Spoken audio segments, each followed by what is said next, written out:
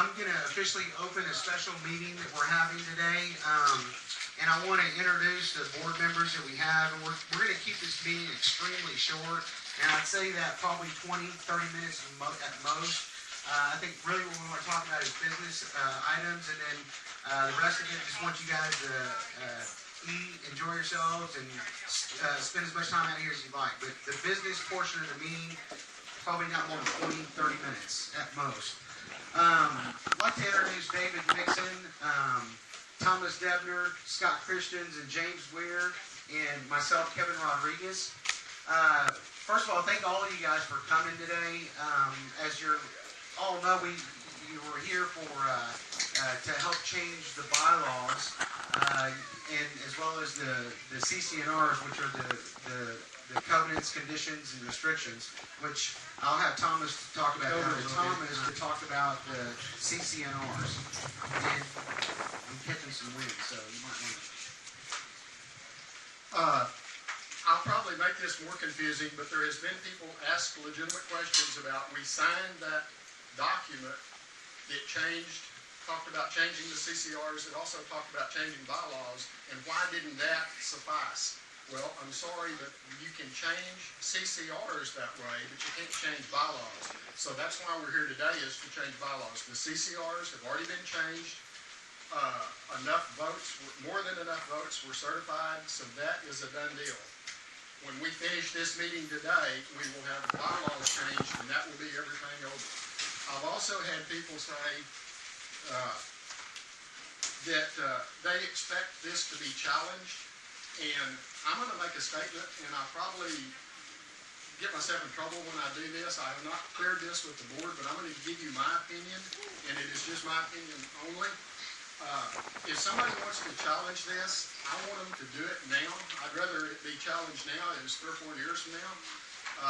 If it's going to be challenged, I want it to be challenged when we have 84% of the people on our side to do this.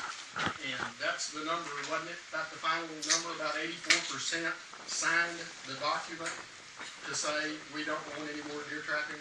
So there's also been a question about how aggressive the board would pursue this. And I think midnight tonight is it.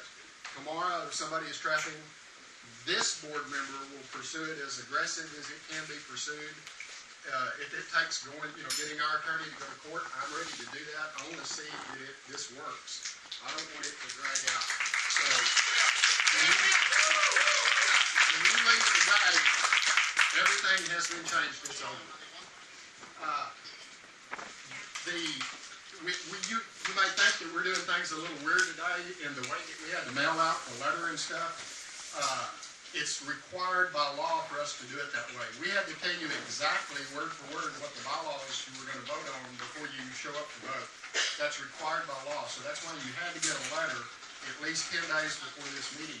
You can't just show up and vote on bylaws without getting that letter. Have I confused anybody over what I've just said? Okay, thank you.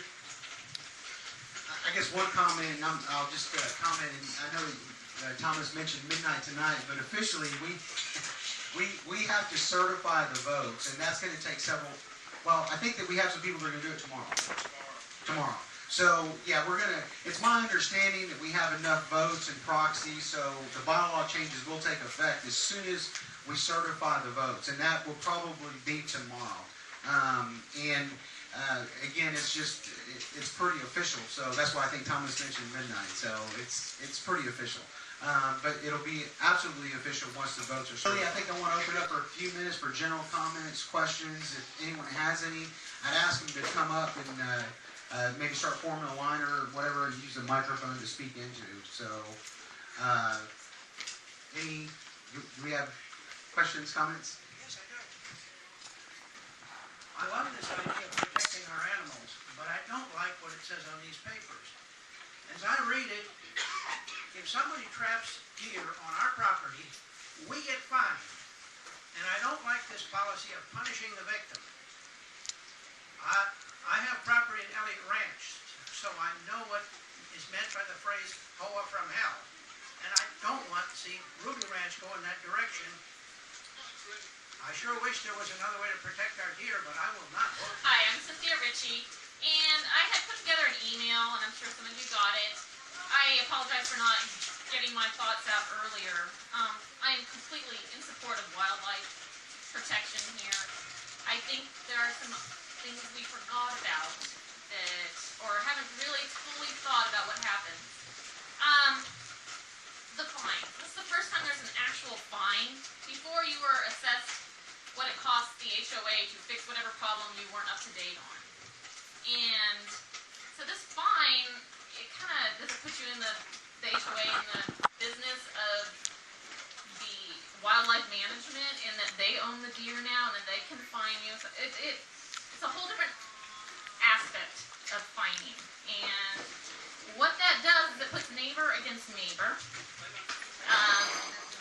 When these deer are not protected by state law, so therefore there can be no criminal cases. So if your neighbor accuses you, it's he said, she said in civil cases. And that does uphold in civil cases. And I'm very, very concerned about privacy issues. And there's Google Earth. How are we going to be monitored? And most of our properties are very large. Some people have 10, 60, 5 acres. And to actually get on a property to take a picture, you're trespassing, most likely.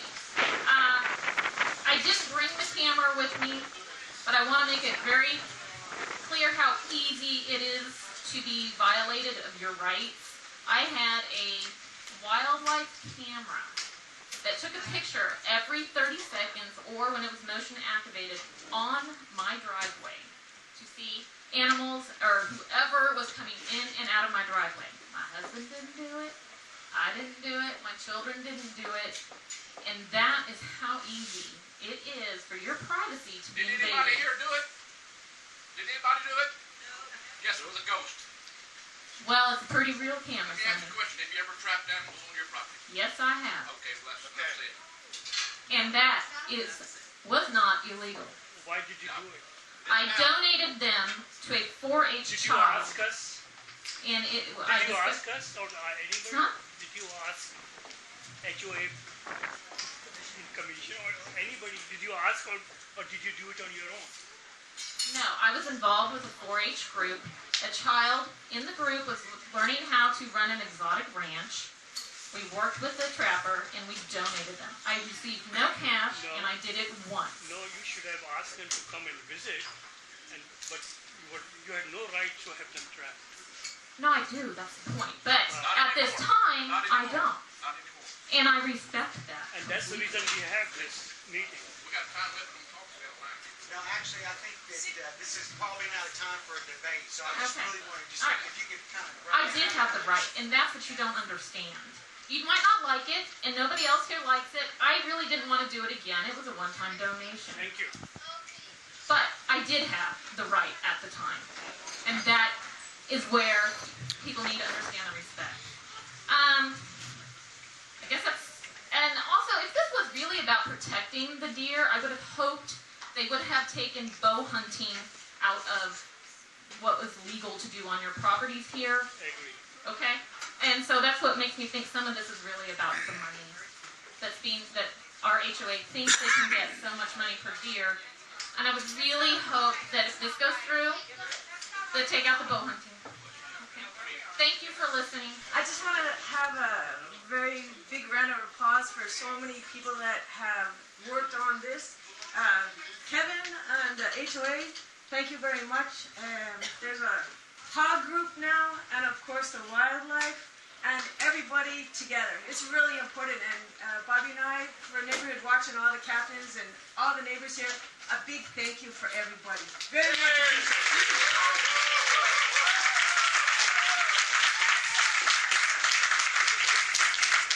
Just one quick story I wanted to relate. Scott asked if I would share something about community and about being neighbors, and we've lived here for about 10 years. And once I had a neighbor who a tree from his property fell across the fence that was on my property. And so we went over to talk to him and say, hey, the tree came down on our fence. would you fix it? And he said, well, I didn't put the fence there. You should fix it. So we couldn't agree. And we called to get an estimate on how much the fence would cost. And we told the fence guy the story. And we said, well, we're not really sure what to do. And he said a very wise thing. He said, you know, sometimes good neighbors make the best fence. And what I took away from that is sometimes I'm not always going to agree with a neighbor.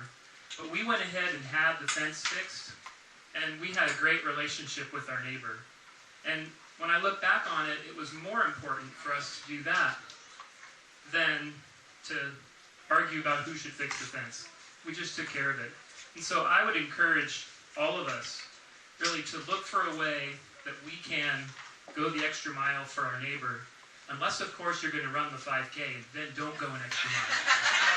It's 3 miles and that's it. But just to say that there's something about being part of a community, being neighbors, working with each other, even if we have some differences, that I would just encourage all of us to look at, find something we can do for our neighbor. And I also do want to thank the Homeowners Association and all those who've been involved in getting this together. Thanks very much.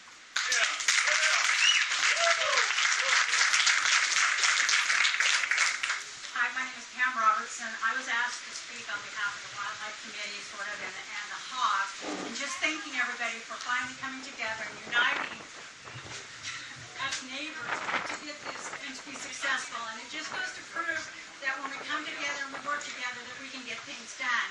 We appreciate each and every one of you with coming together, and we also would like to tell you that we'd like to make this an annual event every year to have Ruby Ranch Spring Celebration. And so if anybody has any suggestions or thoughts about that, they can contact either Christy Roberts, myself, Maureen.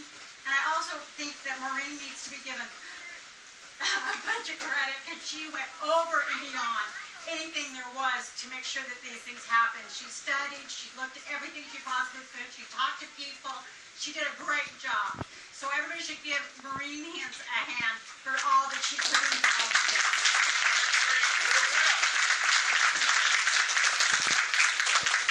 And then just thank you to Sunny for helping to get us a little bit united, and the board for being behind us and helping us to get this done, because we were given a special gift to have these beautiful, beautiful animals that we can go out and see each day, and we enjoy them. And I just hate to see the idea of them disappearing from what we have here. So thank you, everybody, for being part of this, and I hope you have fun today. So this is a celebration, guys. Let's have a great time.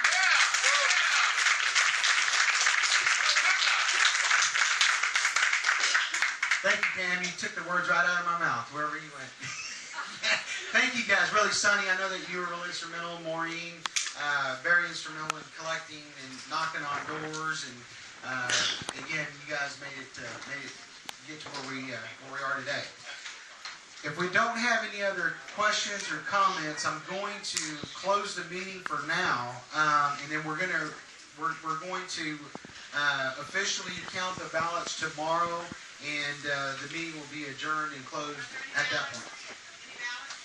At this point, what we'd like to do, if you haven't already done so, please pick up a ballot to vote, and we have a ballot box somewhere, right, Carol? Right behind you. Oh, right behind me. Okay, I'm sorry. Yes, so if you haven't already completed a ballot, please make sure you do that before you leave today and put it in this ballot box for us. So at this point, I'm going to go ahead and close the meeting for now, and then again, we'll officially close it most likely tomorrow. Good job. Sorry?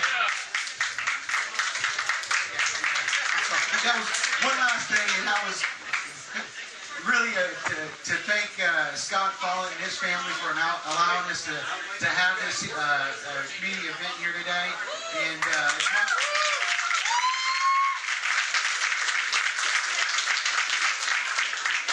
it's also my understanding that Scott donated quite a bit of items for today's event. So if you see him or his family today, please thank him as well.